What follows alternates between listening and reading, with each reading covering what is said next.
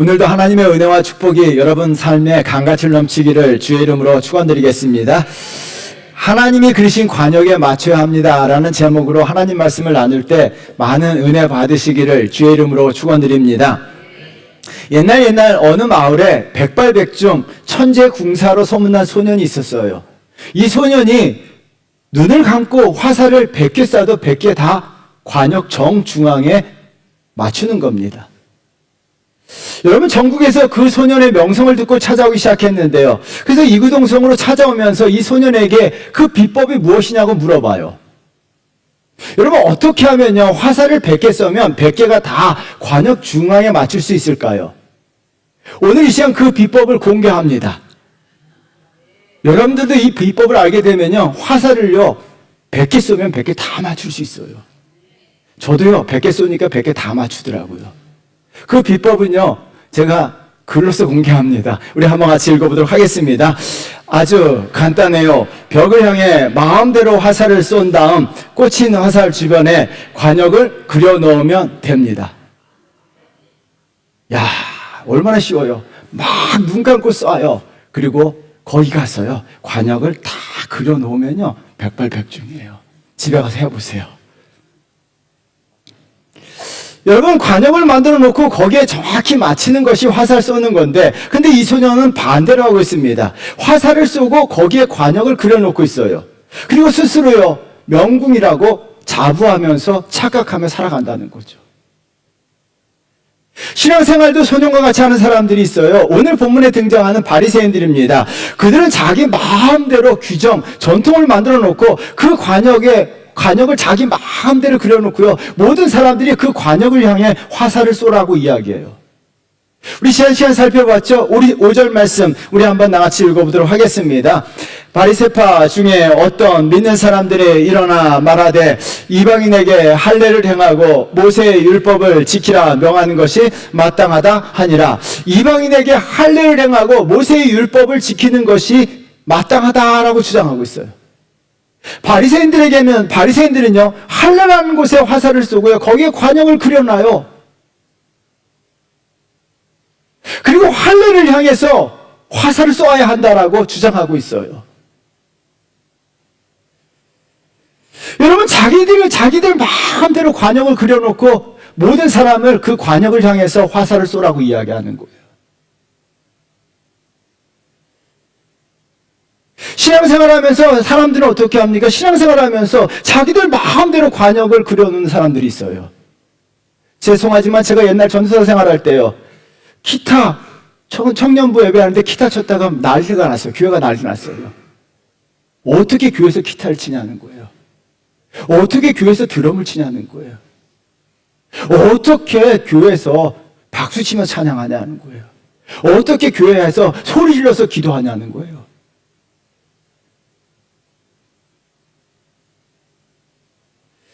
여러분, 자기들이 관역을 만들어 놓고 그 관역에 화살 쏘라고 이야기합니다. 이것을 베드로는요 오늘 본문에서 다른 사람들의 목에 멍에를 거는 것이다 라고 표현했습니다. 10절 말씀 우리 한번 같이 읽어보도록 할까요? 그런데 지금 너희가 어찌하여 하나님을 시험하여 우리 조상과 우리도 능히 매지 못하던 멍에를 제자들의 목에 두려느냐. 여러분, 능히 매지 못하는 멍에를 다른 사람들의 목에 걸어둔다라고 이야기합니다. 이 멍에라고 하는 단어에 동그라미 쳐놓으셔야 돼요. 성경에서 굉장히 중요한 단어인데요. 멍에는 억압, 강제, 노역, 죄짐이라는 단어로 사용되는 단어입니다. 여러분, 다른 사람들을 억압하고 다른 사람들이 죄의 짐을 지고 가도록 만든다는 거예요. 내가 관역을 그려서는 안 된다는 거예요. 내가 그린 관역이요 다른 사람들에게는 죄의 짐을 지게 한다는 거예요. 얼마나 무시무시한 일인지 여러분 기억하셔야 돼요. 그래서 여러분, 신앙생활을 하는 것은요 내가 관역을 그리는 것이 아니라 하나님이 그려놓으신 관역에 내 화살을 쏘는 것이 신앙생활인 줄 믿습니다. 하나님의 관역을 그려놓으셨어요. 하나님의 관역을 그려놓으셨는데 거기 관역을 향해서 내 삶의 화살을 그 관역을 향해서 쏘셔야 돼요. 그게 바른 신앙생활이에요. 그렇다면 오늘 본문을 통해서 하나님이 그려놓으신 관역이 무엇인가를 살펴보도록 하는데요. 여러분, 두 가지인데요. 오늘 본문에서 하나님이 그려놓으신 관역은 두 가지입니다. 하나는 믿음이라는 관역입니다. 믿음의 관역을 향해서 저와 여러분의 삶의 화살을 쏘셔야 합니다. 이철환 씨의 공부방은 실제 사건을 이야기화해서 적어놓은 책이에요. 책의 마지막 부분에 자기 자신의 경험담을 그대로 적어놨는데요. 아픔, 별이 되다라는 소제목으로 적어놨습니다. 그 시작은 이렇습니다. 우리 한번 나같이 읽어보도록 하겠습니다. 내 푸른 시절은 낮고 작고 초라했다. 여러분, 젊은 시절 그는요, 공장에서 일했어요. 사람들이 공돌이라고 이야기하고 공돌이라고 막 비웃었어요. 공장에서도 일해도 생활이 어려워지니까 리어커에다가 과일을 떼다 팔기도 하고 양말을 떼다 팔기도 했어요. 그래도 생활이 어려우니까요, 밤새워 그림을 그려요. 그리고 양말 옆에다가 그림을 놓고 그림도 팔기도 했어요. 그런데 몸에 병까지 생겨요.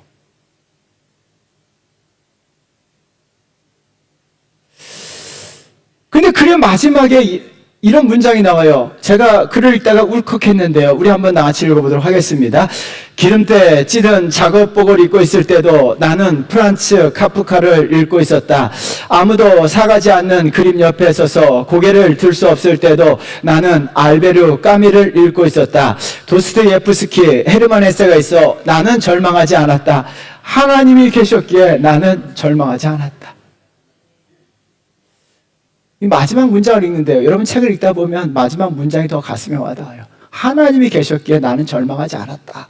이 문장에 읽는데 괜히 울컥하더라고요.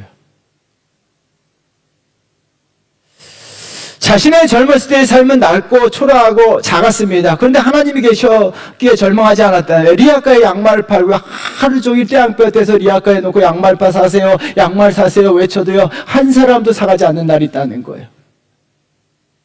밤새워서 그림을 그려서 시장에 내놔도 그 그림을 한 사람도 사가지 않았다는 거예요. 그런 날도, 사람들이 공돌이라고 놀리는 날도 한 번도 절망하지 않았다는 거예요. 내가 리아카를 끌 때 나와 함께 하신 하나님, 내가 공장에서 푸른 작업복을 입고 땀을 뻘뻘 흘릴 때도 나를 도와주신 하나님, 그 하나님이 계셨기에 한순간도 한 번도 절망하지 않았다는 거예요. 하나님의 함께 하심을 믿고 있었기 때문에 하나님의 함께 하시는 믿음, 그는 삶의 현장에서 곳곳마다 하나님을 향해서 살아계신 하나님, 지금도 역사하신 하나님, 나와 함께 하신 하나님, 그 하나님을 바라보면서 믿음의 화살을 쏘았기 때문에 그 하나님, 그 믿음으로 말미암아 절망하지 아니하고 그 상황 속에서도 오히려 하나님 앞에서 희망을 가지고 힘차게 살아갔다는 고백이에요. 여러분, 자신의 삶이 낮아지면 낮아질수록요, 초라하면 초라해질수록 우리는요, 하나님을 향해 믿음의 화살을 쏘셔야 합니다.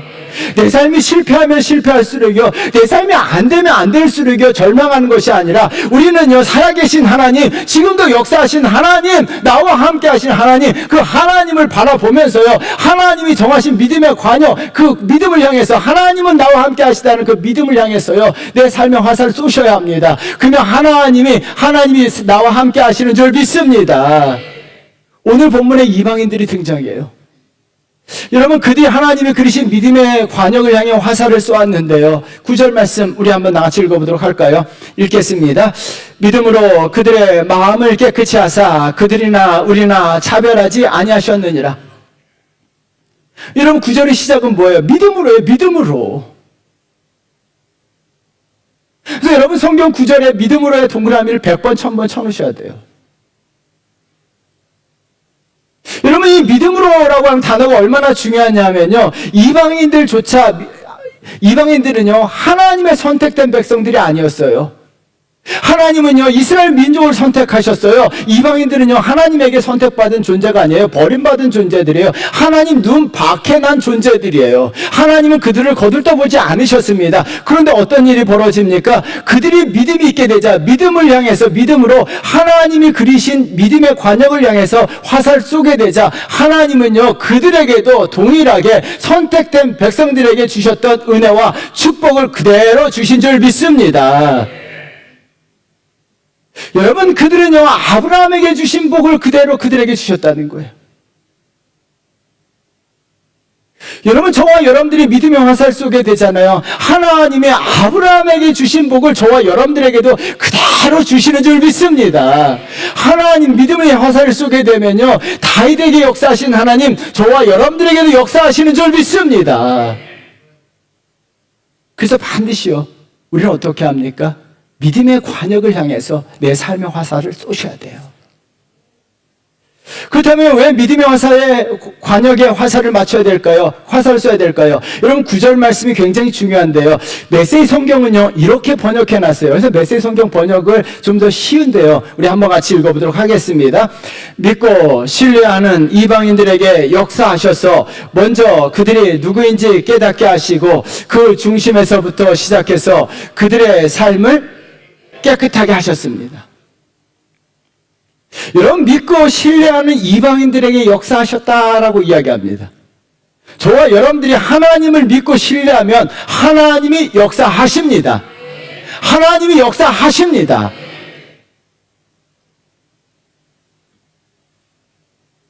여러분, 하나님이 역사하심으로 말미암아 놀라운 일들이 벌어진다는 거예요. 소설 루소를 쓴 저자 펀이라고 하는 사람이요, 유명한 말을 남겼어요. 그 말이 굉장히 중요한데요, 여러분, 사회생활에서 꼭 필요한 말이에요. 우리 한번 나같이 읽어보도록 하겠습니다. 사람의 마음으로 가는 길은 그의 위를 통해서이다. 위가 뭐예요? 위장, 스토먹. 이 말의 의미는요, 사람의 마음을 얻는 것은 음식을 통해서라는 거예요. 여러분, 사람의 마음을 얻기 위해서는 밥 한 번 사주면 된다는 거예요. 밥 사주고 음식을 나누는 거, 사람의 마음을 얻게 된다는 거예요. 여러분, 초코파이 하면 떠오르는 한 글자가 있어요. 뭐예요? 어떻게 알아요? 초코파이 만드셨나 봐. 초코파이 하면 정이 떠오르죠. 살짝, 여러분, 초코파이 하나를 살짝 건네주잖아요. 그러면 정이 쌓여요. 정이 들어요. 왜 정이 없습니까? 초코파이를 안 줬기 때문이에요. 여러분, 마찬가지예요. 이거 굉장히 중요한 단어입니다. 우리가 하나님이 그리신 믿음의 관역을 향해 화살 쏘게 되면요, 하나님의 마음을 얻게 돼요. 여러분, 이것이 굉장히 중요합니다. 저와 여러분들이 이 땅 살면서 하나님을 향해서 내 믿음을요, 하나님께 믿음을 드리는 거예요. 믿음을 하나님께 드리면요, 하나님의 마음을 얻게 돼요. 하나님의 마음을 얻게 되고요. 여러분, 하나님은요, 모든 믿음의 사람들과 정을 나누셨어요. 성경을 읽다가 정말 놀라운 일이 있어요. 하나님께서 아브라함이요, 하나님을 향해 믿음의 화살 쏘게 되자 하나님 어떻게 합니까? 아브라함에게 정을 나누셨어요. 모세를 찾아오셔서 모세에게 정을 주셨어요. 여러분, 얼마나 멋진 일이고 아름다운 이야기예요. 우리가 하나님을 향해 믿음을 쏘게 되면요, 하나님 마음을 얻게 돼요. 하나님 마음을 얻어요. 사람의 마음이 아니라 하나님 마음을 얻게 되고요. 또한 하나님은 저와 여러분들에게 정을 주시는 줄 믿습니다. 하나님의 정을 받으셔야 될 줄 믿습니다. 오늘 보면 그래서 하나님의 마음을 얻게 되면요, 하나님의 마음을 얻으면 어떤 일이 벌어집니까? 하나님이요, 그 사람을 위해서 일하세요. 하나님의 마음을 얻었던 아브라함, 하나님은 어떻게 아브라함을 위해서 열심히 일하셨어요. 하나님의 마음을 얻었던 다윗을 위해서 하나님이 열심히 일하셨어요. 그래서 여러분, 우리가요, 믿음의 화살을, 믿음의 관역을 향해서 내 삶의 화살 쏘는 게 얼마나 중요한 거예요. 오늘 본문에서는요, 구체적으로요, 믿음의 화살을 쏜 사람들에게 의해서 역사하신 게 두 가지라고 이야기해요. 그래서 메시지 성경 9절에 보면요, 첫 번째 보면 그들이 내가 누구인지 깨닫게 하신다라고 이야기해요. 그게 하나님의 역사하심이에요. 하나님의 역사하심은요, 내가 누구인지 깨닫게 하세요. 토지의 작가 박경희 선생, 굉장히 유명하신 분이에요. 이분 세계적인 작품을 남기셨어요. 원주의 토지 문학관에 많은 사람들이 작가 지망생들뿐만 아니라 정치인들도 찾아와요. 근데 이분이요, 모든 만나는 사람들에게 공통적으로 하는 이야기 한마디가 있다라고 이야기해요. 우리 한번 같이 읽어보도록 할까요? 나 추워도 우리는 죄가 많다. 이분이 천주교 신자인데요.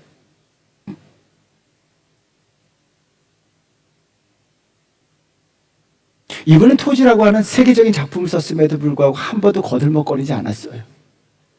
잘난 체 하지도 않았어요. 내가 누군데라고 이야기하지도 않았어요. 왜요? 내가 죄가 많다는 거예요. 그래서 자기 자신을요, 항상 낮춰요. 사람들 앞에서 낮추고, 항상 겸손하고, 항상 자기를 낮춰요. 죄가 많고 자기 자신이 누구인지 알고 있기 때문에. 여러분, 하나님께서 역사하심으로 말미암아 자기 자신이 누구인지를 먼저 깨닫게 하세요. 그래서 내가 누구인지 깨닫는 것이 하나님의 역사하심인 줄 믿는데요. 이것이 왜 중요할까요? 누가복음 5장 8절 말씀 우리 한번 같이 읽어보도록 할까요? 시몬 베드로가 이를 보고 예수의 무릎 아래 엎드려 이르되 주여 나를 떠나소서 나는 죄인으로소이다. 베드로가 예수 그리스도를 만난 후 제일 먼저 했던 고백이 무엇입니까? 주여 나는 죄인으로소이다 라고 이야기하면서 예수 그리스도 앞에서 무릎을 꿇었던 거예요. 여러분, 베드로는요, 누가복음 5장 8절을 기점으로 예수님에게 쓰임받기 시작합니다. 예수님에게 쓰임받기 시작한 것이 누가복음 5장 8절이에요. 자기 존재, 내가 누구인가를 하나님 앞에 알게 된 후부터 나는 하나님 앞에 죄인입니다 라고 고백한 그 순간 하나님은 그 사람을 사용하시고 그 사람 위해서 일하시는 줄 믿습니다. 왜 알게 하실까요? 자기가 누구인지 아는 사람은요, 내가 죄인인 것을 아는 사람은 어떤 일이 벌어집니까? 자신의 연약함과 자신의 부족함을 깨닫는 자들은요, 하나님을 찾게 돼요. 여러분, 세상에 자신이 의롭다고 하는 사람들, 자신이 잘났다고 하는 사람들, 자기를 떠벌리는 사람들, 하나님 찾지 않아요. 여러분, 그런 사람들 하나님 절대 안 찾아요. 그런 사람들은 예배도요, 간절함이 없어요. 내가 잘났기 때문에.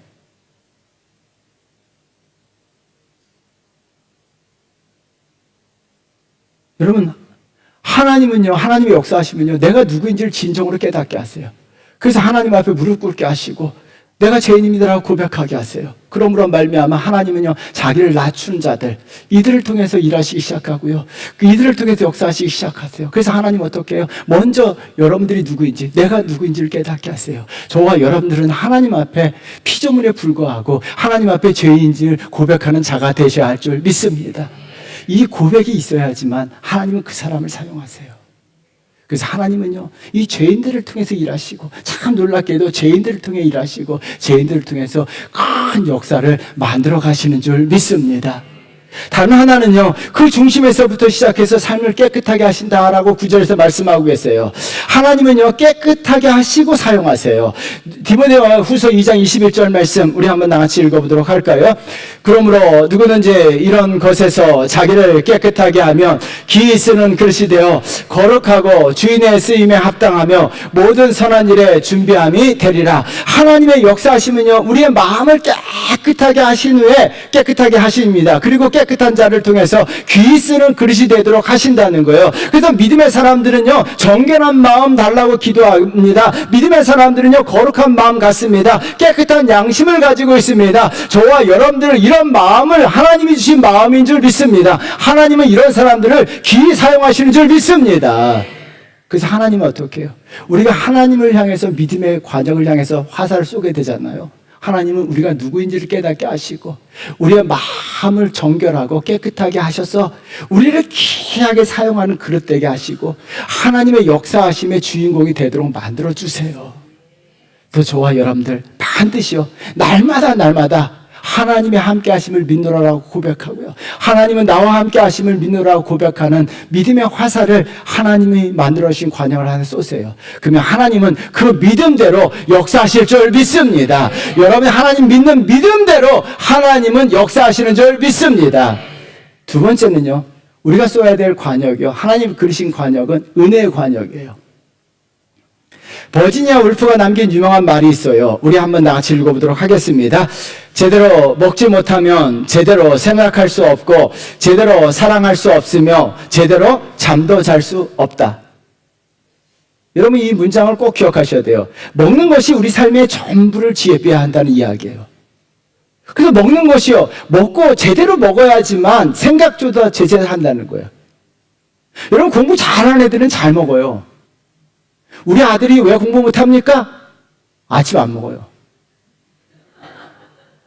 아침 안 먹는 애 치고 공부 잘하는 애들 거의 없어요. 그래서 여러분, 아들, 딸들 아침을 강제로 먹여야 돼요. 왜요? 먹어야지만 제대로 생각해요. 먹지 않으면 힘들어서 선생님 수업 시간에 떠들어도요, 이러고 있어요. 그거 먹어야 제대로 잠도 자고, 먹어야 제대로 사랑할 수 있다는 거예요. 신앙생활도 마찬가지입니다. 먹는 것이 삶의 전부를 지배하는 것처럼 신앙생활을 전부를 지배하는 것이 은혜를 받는 거예요. 여러분, 제대로 은혜를 받지 못하면요, 신앙생활 제대로 하지 못합니다. 예, 봐요. 은혜를 받지 못하면요, 신앙생활 제대로 하지 못합니다. 은혜를 받지 못하면요, 신앙생활 제대로 하지 못합니다. 은혜 받지 못하면요, 예배 태도가 엉망이에요. 은혜를 받지 못하면 하나님을 제대로 사랑하지 못해요. 은혜를 받지 못하면요, 삶에 기쁨이 없어요. 은혜를 받지 못하면요, 예배에 감격이 없어요. 여러분, 예배 시간에 딴짓하는 사람들 100%예요. 은혜 받지 못한 사람들이에요. 예배는요, 은혜를 받지 못하면 하나님 제대로 섬기지 못해요. 은혜 받지 못하면요, 신앙생활 제대로 하지 못해요. 은혜 받지 못하면요, 정말 사람들의 관계도 제대로 하지 못해요. 은혜 받으셔야 합니다. 오늘 우리가 부른 찬양, 은혜하지면 나 서지 못하네. 여러분, 굉장히 신학적인 찬양이에요. 은혜 받지 못하면 믿음으로 발이 서지 못해요. 은혜 아니면 살아갈 수가 없네. 은혜 받지 못하면요, 우리 그리스도인으로서 삶을 살아갈 수가 없어요. 은혜 받으셔야 합니다. 대인 조지의 어쩌면이라는 시가 있어요. 너무나 아름다워서 저는 그 시를 몇 번 필사했습니다. 우리 한번 같이 읽어보도록 하겠습니다. 어쩌면 별들이 너의 슬픔을 데려갈 거야. 어쩌면 꽃들이 아름다움으로 너의 가슴을 채울지 몰라. 어쩌면 희망이 너의 눈물을 영원히 닦아 없애줄 거야. 그리고 무엇보다도 침묵이 너를 강하게 만들 거야. 너무나 아름다워서 이 시를 읽으면서 너무 감동해서 시를 필사했어요. 시를 필사하다 보니까 빼고 싶은 단어가 있어요. 어쩌면이라고 한 단어예요. 어쩌면이 우리말 사전에 이렇게 나와 있습니다. 확실하지 아니하지만 짐작하건대. 확실하지 않아요. 별들이 여러분 슬픔을 가져갈지 확실하지 않아요. 별들을 바라보면서 내 슬픔을 가져가 달라고 애원해도 어쩌면 가져가지 않아요. 그리고 필사하면서요, 어쩌면을 다 빼버리고 진짜로 넣습니다. 그리고 별들 빼버리고 꽃들 빼버리면서 은혜라는 단어를 집어넣습니다. 하나님의 은혜라는 단어를 집어넣어서 이런 글이 나와요. 하나님의 은혜는 우리의 슬픔을 진짜로 데려갑니다. 하나님의 은혜는요, 우리의 삶을 아름다움으로 채워주십니다. 하나님의 은혜는요, 우리의 눈물을 기쁨으로 바꿔주십니다. 진짜로. 할렐루야.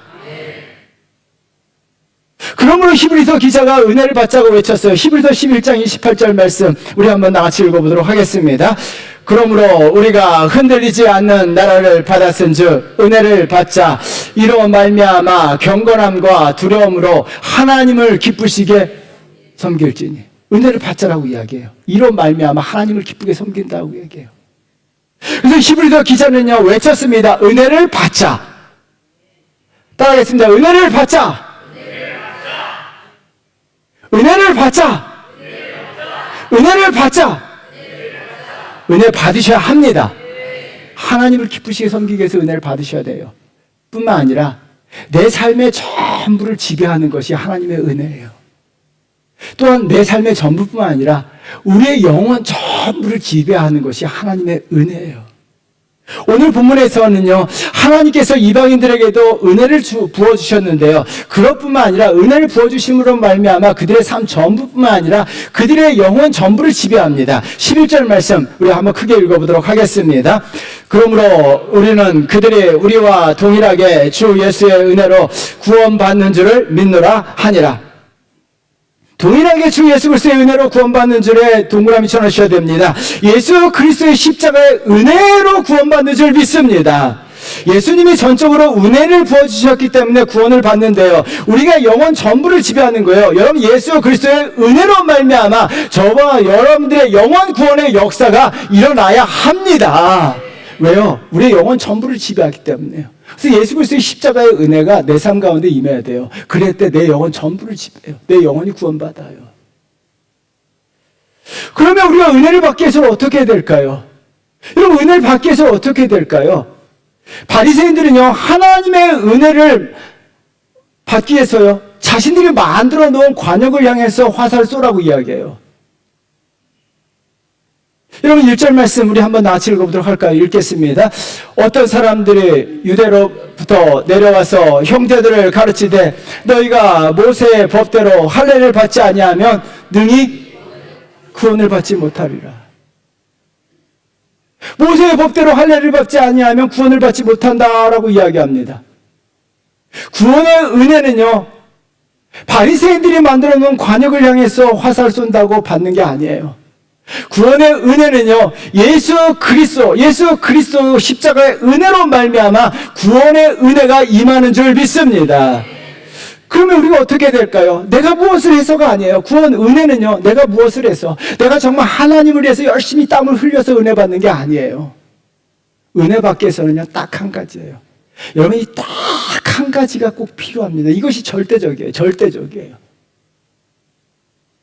은혜를 받기 위해서는 이 딱 한 가지가 필요해요. 히브리서 4장 16절 말씀이에요.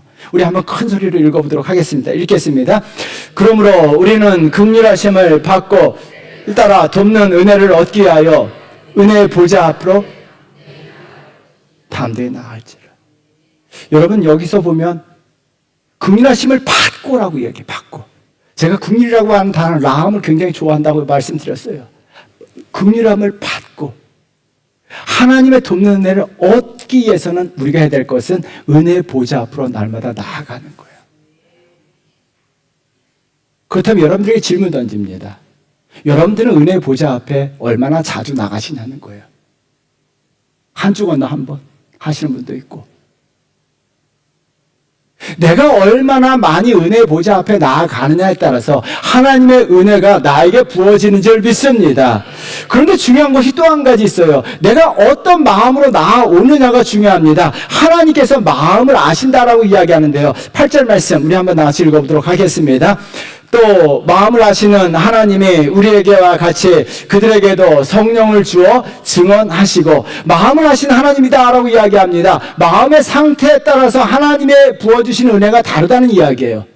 내가 어떤 마음으로 하나님 앞에 나오느냐에 따라서 하나님께서 내 영혼 가운데 충만한 은혜를 부어주시느냐, 아니면 하나님의 은혜를 부어주셨음에도 불구하고 내 마음의 상태에 따라서 그 은혜가 내 속에 들어오지 못할 수도 있어요. 그럼 여러분들은 어떤 마음으로 나왔냐는 거예요. 에베소서 4장 18절 말씀 우리 한번 같이 읽어보도록 할까요? 그들의 총명이 어두워지고 그들 가운데 있는 무지함과 그들의 마음이 굳어짐으로 말미암아 하나님의 생명에서, 여기 마음의 굳어짐이라는 단어가 있어요. 마음이 굳어진 사람들은요, 은혜를 못 받아요. 하나님이 아무리 폭포수 같은 은혜를 부어줘도요, 마음이 굳어짐으로 말미암아 그 은혜가 흡수되지 않아요. 그래서 맨날 졸리기만 하고 딴 생각만 드는 거예요.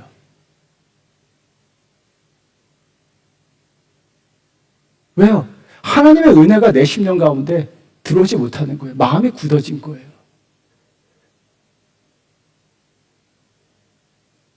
하나님은 오늘 이 시간도 여러분들에게 은혜를 부어주시길 바라는데요, 내 마음이 딱딱하게 굳어져 있다면요, 아무리 은혜를 부어주셔도요, 그 은혜가 내 속에 들어오지 못해요. 그래서 베드로는요 이런 말씀하세요. 우리 한번 다 같이 읽어보도록 하겠습니다. 베드로전서 1장 13절 크게 읽어보도록 하겠습니다.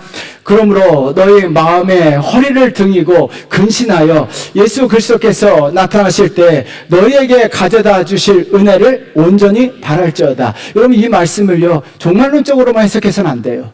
매일의 삶 속에서 이 말씀을 해석하셔야 돼요. 마음의 허리를 동이다라는 단어는요 쉬운 성경에서는 마음을 잘 가다듬고라고 번역했어요.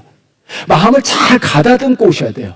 그리고 어떻게 합니까? 은혜를, 하나님이 주실 은혜를 온전히 바라는 마음으로 마음을 가다듬고 오라 그랬는데요. 어떤 마음? 마음을 겸손함으로 가다듬고, 마음을 깨끗함으로 가다듬고, 마음을 정결함으로 마음을 잘 가다듬고, 하나님 앞에 오실 때는요, 이 마음을 잘 가다듬고 오셔서 하나님이 주실 은혜를 바라할 때, 하나님이 오늘도 은혜 부어주실 것을 바라고 기대하고 간절히 사모할 때, 하나님은요, 은혜를 부어주시는 줄 믿습니다.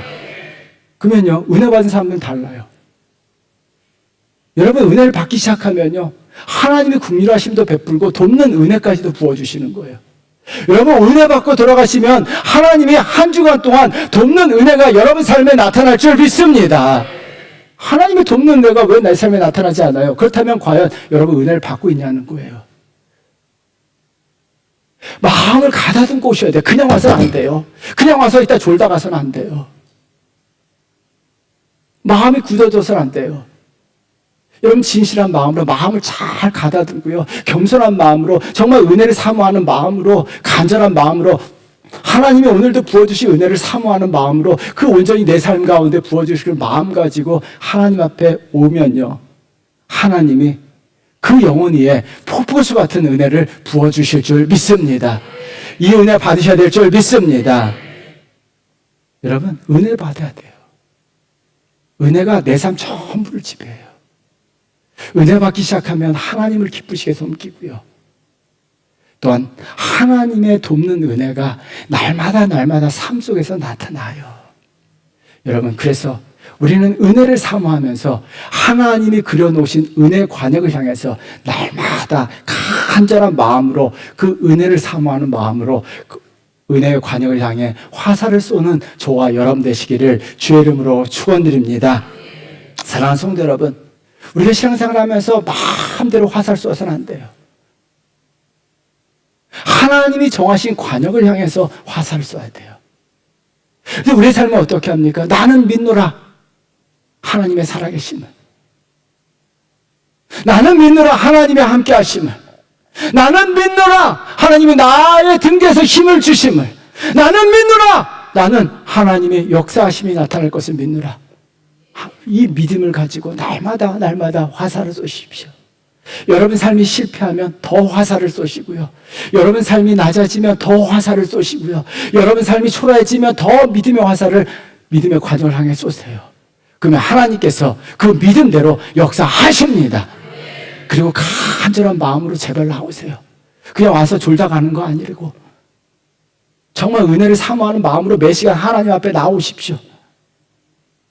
정말 간절한 마음으로 하나님 앞에 나오세요. 그리고 하나님이 주시는 진짜 은혜를 받으셔야 돼요. 그래야 신앙생활이 바르게 되고요. 믿음이 바르게 지고 정말 하나님을 기쁘게 섬기게 돼요. 믿음과 은혜, 이 두 개의 과정을 향해서 날마다 화살 쏠 때 여러분 믿음대로 역사하고 은혜 충만하게 될 때 하나님의 돕는 은혜도 내 삶 가운데 나타날 줄 믿습니다. 이 축복 받으셔야 될 줄 믿습니다. 따라하겠습니다. 믿음, 은혜, 믿음, 은혜. 다 잊어버려도 돼요. 제가 늘 설교 끝나면 물어보면 여러분 다 잊어버리는 거 알아요. 그래도 딱 두 가지만 기억하세요. 믿음과 은혜. 이 믿음과 은혜를 향해서 여러분 화살을 쏘십시오. 그러면 일주일 동안 믿음대로 하나님이 역사하시고요. 일주일 동안 하나님의 돕는 은혜가 나타날 줄 믿습니다.